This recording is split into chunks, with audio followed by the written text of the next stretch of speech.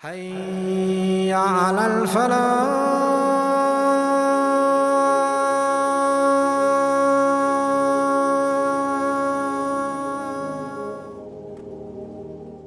So Allah raised Iblis among the angels, and he worshipped in the heavens, and he worshipped in the earth. And remember, when your Lord said to the angels, "Indeed, I will make upon the earth a successive authority," they said, "Will you place therein those who will make mischief therein and shed blood?" This shocked Iblis. And so Allah creates Adam. He commanded the angels, prostrate before Adam. So they prostrated, except for Iblis. Iblis said, "I am better than him. You created me from fire and created him from clay." Allah said, "Descend from paradise. Indeed, you are of the disgraced one." Iblis said, "Because you have put me in error, I will surely sit and wait for them on your straight path. Then I will come to them from before them and from behind them, and on their right and on their left, and you will not find most of them grateful to you." 2,000 years before the creation of Adam, Allah subhanahu wa ta'ala gave the earth as a dwelling place for all jinns. They were the first leaders of this dunya, the first protectors of this dunya, and they worshipped Allah very much. They were very pious, and Allah was very pleased with them. And the angels, they became amazed of this great worship of the jinns, because the angels were not like jinns. They didn't have free will. The angels were created for the sole purpose of worshipping Allah subhanahu wa ta'ala. So when they saw the jinns, who had a choice to choose, and they were still worshipping Allah, they were amazed by this. So they asked Allah, "Can you raise some of them up with us so we can learn from them?" Allah said, "No problem." So he went to the best among the jinn at this time, which was Iblis. So Allah raised Iblis among the angels, and he worshipped in the heavens, and he worshipped in the earth, to the extent that there was no space in the heavens and in the earth left, but Iblis had gone there, and he had worshipped Allah.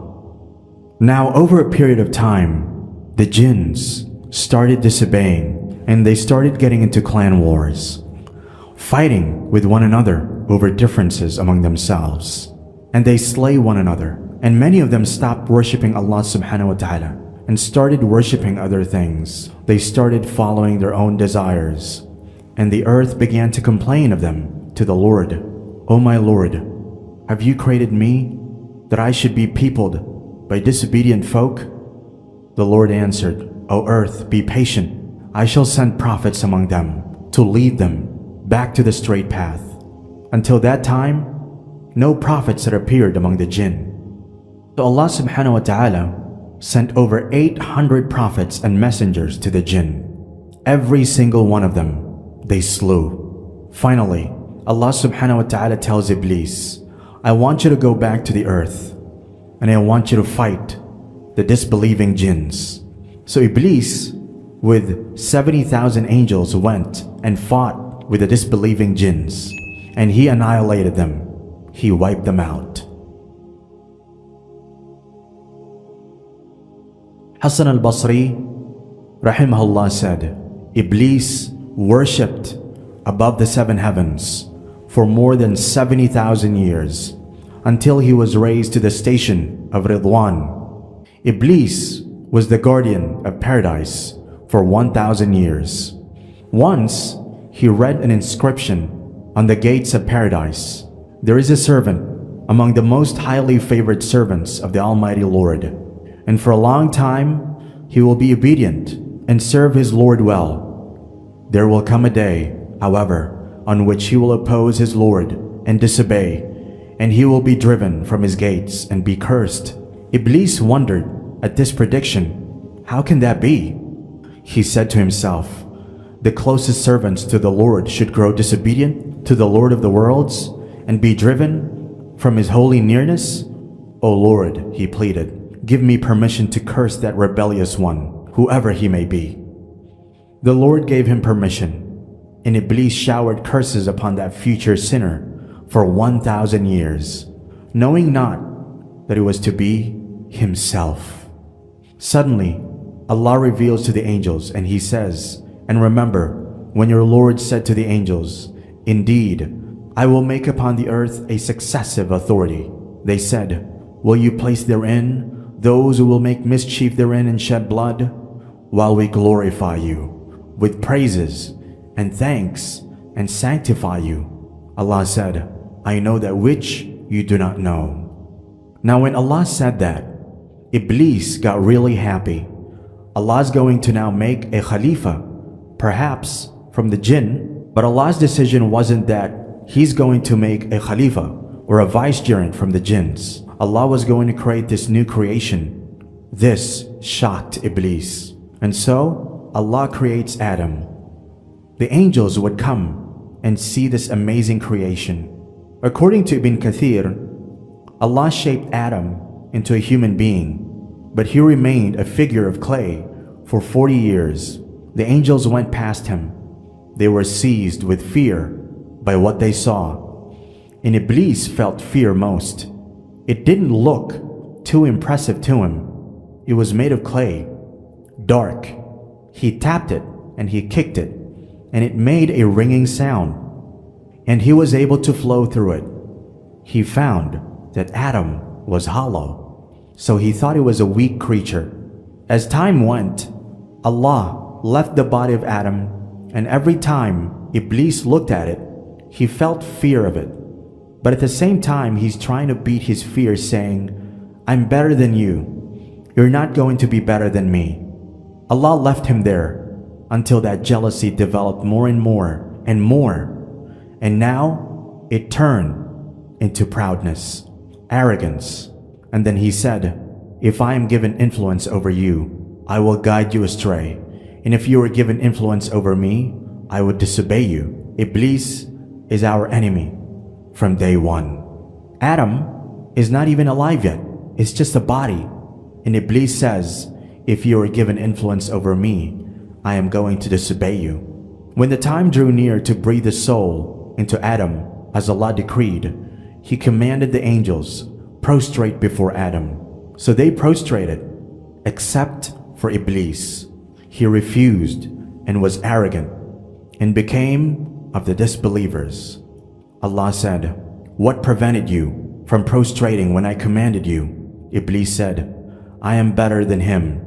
You created me from fire and created him from clay." Allah said, "O Iblis, what is the matter with you, that you are not with those who prostrate?" He, Iblis, said, "Never would I prostrate to a human whom you created out of clay, from an altered black mud." He, Iblis, said, "Should I prostrate to one you created from clay?" Allah said, "Descend from paradise, for it is not for you to be arrogant therein. So get out. Indeed, you are of the disgraced one." Iblis said, "Do you see this one, whom you have honored above me? If you delay me until the day of resurrection, I will surely destroy his descendants except for a few." Allah said, "So indeed, you are of those reprieved." So Iblis argued that Allah subhanahu wa ta'ala had misled him. Instead of acknowledging his own fault, he blamed Allah subhanahu wa ta'ala and promised to mislead the human being using various attractions of this earth. He swore that he will misguide the human beings and lead them to Jahannam with him.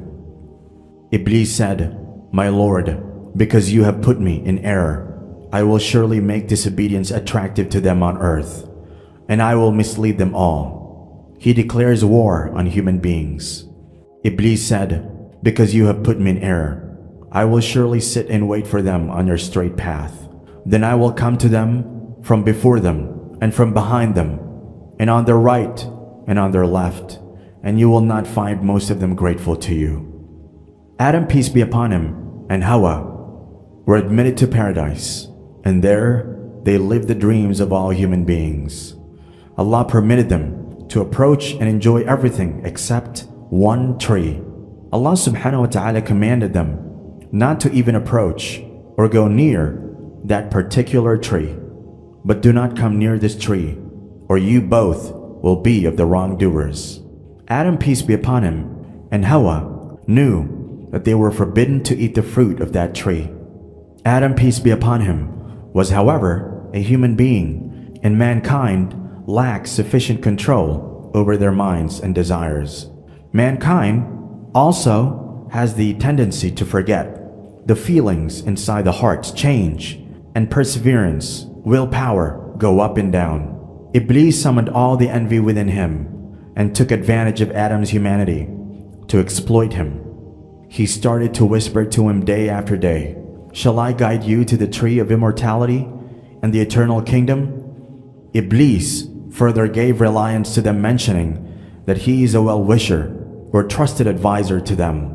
"Your Lord did not forbid you this tree, save you should become angels or become of the immortals. Verily, I am one of the sincere well-wishers for you both." Adam, peace be upon him, asked himself, "What will happen if I eat from this tree? It might truly be the tree of immortality." His dream was to live forever in the pure sanctity of paradise. Iblis took a long period of time to be able to convince them, and at last they forgot that Allah had warned them about Iblis and mentioned them that he was their sworn enemy. Adam alayhi salam might have also forgotten the fact that he took an oath not to eat from the tree. Indeed, we made a covenant with Adam before, but he forgot, and we found on his part no firm willpower. So despite of Allah's prohibitions, they both got near that forbidden tree and ate from it.